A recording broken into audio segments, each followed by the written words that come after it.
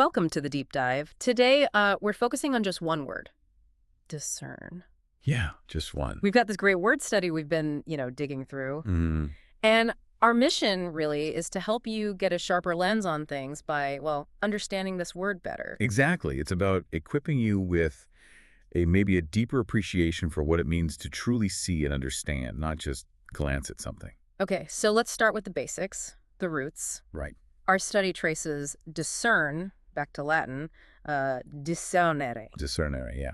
And that basically means to separate or distinguish. Ah, okay. And it breaks down further, doesn't it? Like dis meaning apart. Exactly. Dis for apart and cernere, which is to separate. So fundamentally, it's all about telling things apart. Separation. That's the bedrock.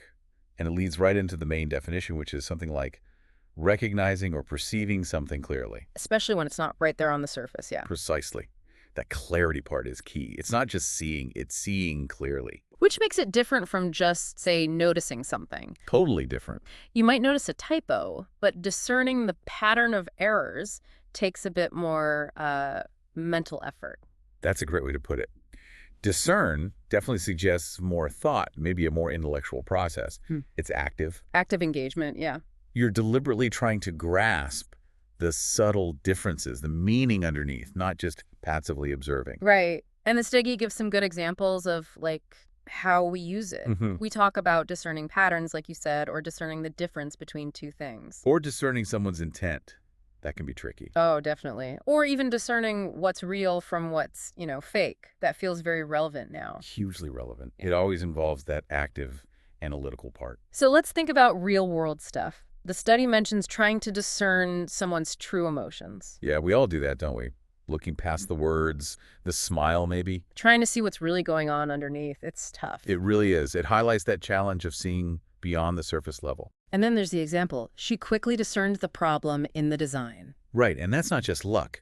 It's that focused perception, cutting through the noise to the core issue. Finding the signal in the noise, sort of. Exactly. And think about information literacy today.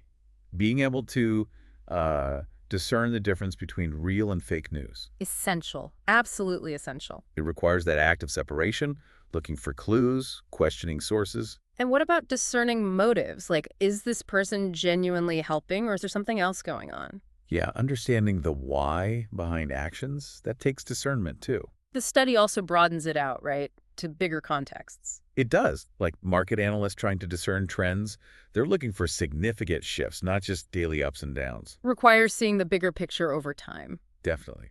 Or the difficulty sometimes in discerning a government's long-term strategy.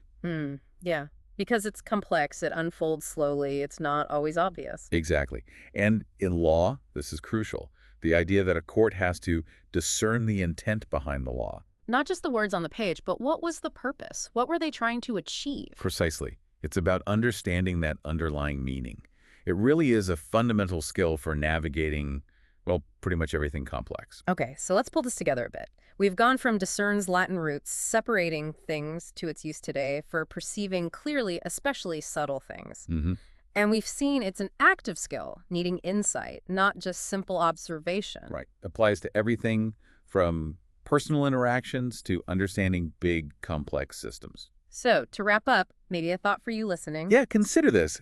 We live in a world that often pushes for quick takes, surface-level stuff, right? Definitely. Speed over depth sometimes. So how might consciously working on your ability to discern, to really separate, analyze, and understand more deeply, how might that actually lead you to better decisions? And maybe a deeper understanding of what's going on around you. Exactly. What subtle signals, what underlying patterns might you start paying more attention to if you really practice discernment? Something to think about.